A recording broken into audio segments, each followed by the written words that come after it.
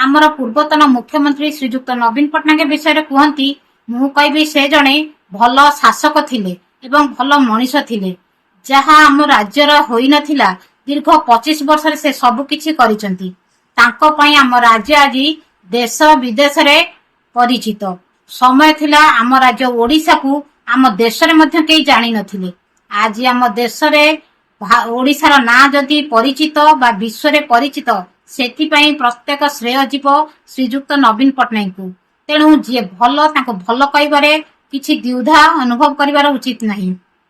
केवल जदि आज बीजेडी पराजित हेची केवल नवीन पट्टनायक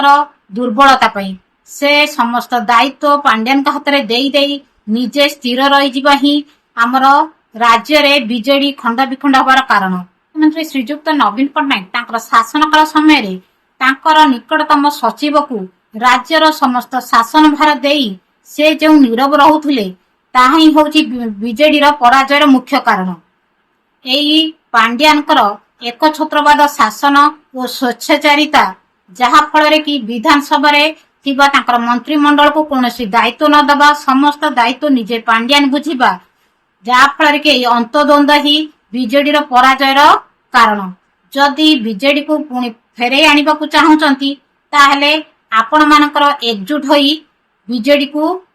सपोर्ट करंतु एवं परिवर्तन करी देखांतु ता बदल रे औषध न खाई ताटिया कामुड़िले किछि लाभ हेबनी।